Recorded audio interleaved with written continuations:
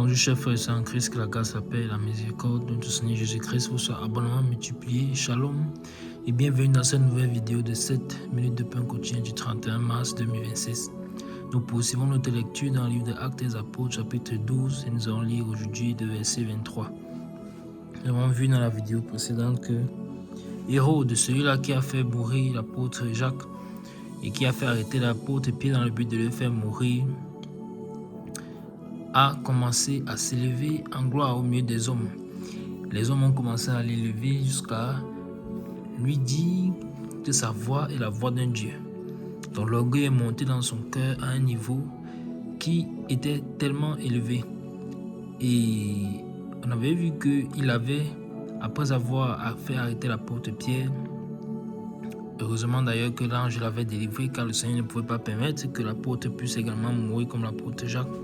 Donc il a délivré l'apôtre Pierre et il avait encore une mission à accomplir sur la terre en ce qui concerne l'Église. Hérode donc est cette image-là de l'ennemi qui combat les apôtres du Seigneur, qui combat l'Église du Seigneur et veut empêcher que la bonne nouvelle de l'Évangile soit annoncée à travers le monde entier. Car Pierre, qui était gardé dans cette prison-là, était gardé par 4 escouades de 4 soldats chacune. Donc double verrou dans les 4 coins cardinaux, 4 points cardinaux pour empêcher la bonne nouvelle de se répandre. Et donc, encore une fois, image de l'ennemi parce que, comme j'ai dit tout à l'heure en entrée, l'orgueil s'est élevé dans son cœur à tel point que comme il a eu ce semblant de paix qu'il a eu avec les gens avec lesquels il ne s'attendait pas dès le départ, c'est ce que nous avons vu au verset 20, avec les Tyriens et les Sidoniens, ils ont fait la paix. Pourtant, ils ne se trouvaient pas en paix par le passé. Donc, il s'est dit que comme j'ai eu l'assentiment du peuple, car nous avions également vu cela, en faisant mourir les apôtres, cela plaisait aux Juifs. Donc il a eu l'assentiment du peuple, il a la paix avec ses anciens ennemis, et il s'est dit tout va bien. Alors il commence à haranguer la foule. En haranguant la foule dit donc voix d'un Dieu et non d'un homme. Et comme nous avions vu au verset 21, la parole de Dieu a déclaré à un jour fixé.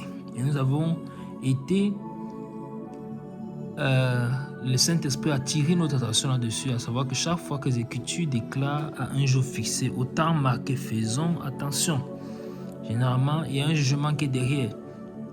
Mais est-ce que l'homme s'en rend donc compte? Tout comme le Seigneur a marqué un temps fixé auquel il jugera le monde.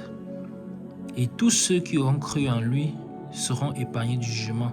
Mais ceux qui n'auront pas cru en lui se sont déjà condamnés ou bien se seront déjà condamnés puisqu'ils auront refusé d'accepter la grâce, le salut gratuit que le Fils de l'homme, Jésus-Christ, a accordé aux hommes. Alors si tu es en train d'écouter cette vidéo et que tu n'as pas encore donné ta vie au Seigneur, je t'exhorte à le faire et à ne pas tarder, car ce n'est plus pour loin. Le Seigneur Jésus-Christ revient bientôt.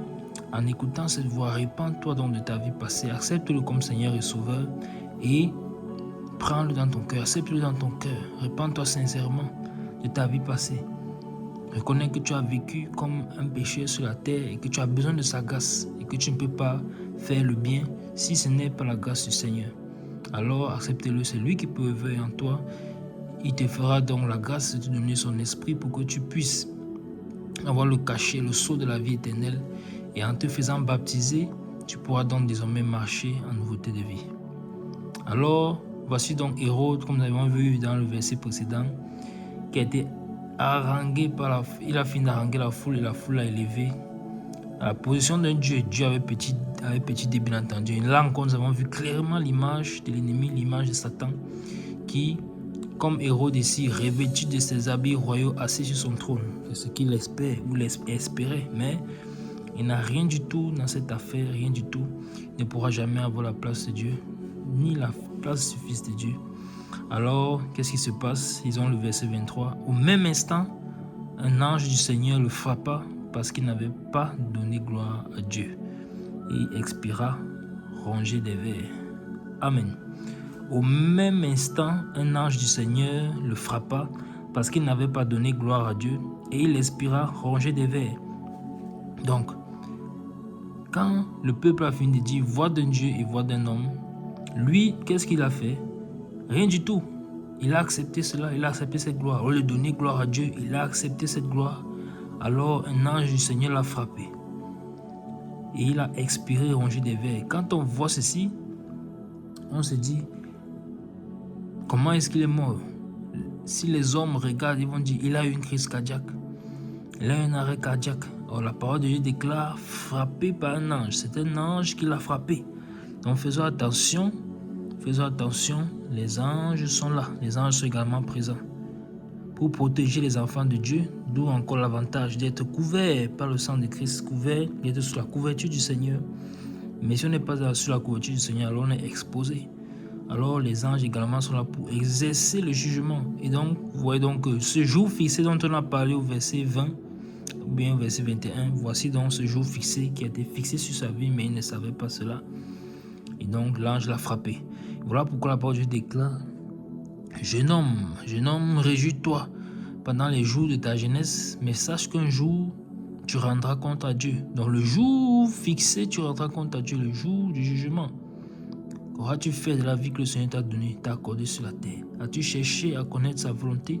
As-tu cherché à vivre selon son plan? Alors, au même instant, l'ange a frappé Hérode parce qu'il n'avait pas donné gloire à Dieu.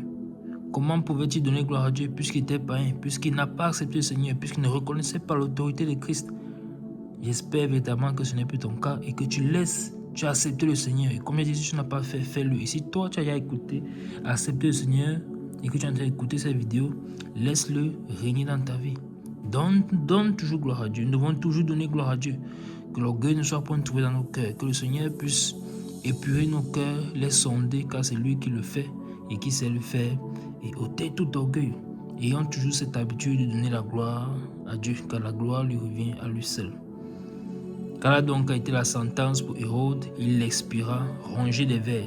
Quelle mort, mais quelle mort terrible. Il expira, rongé des vers. Rongé des vers. C'est une mort terrible.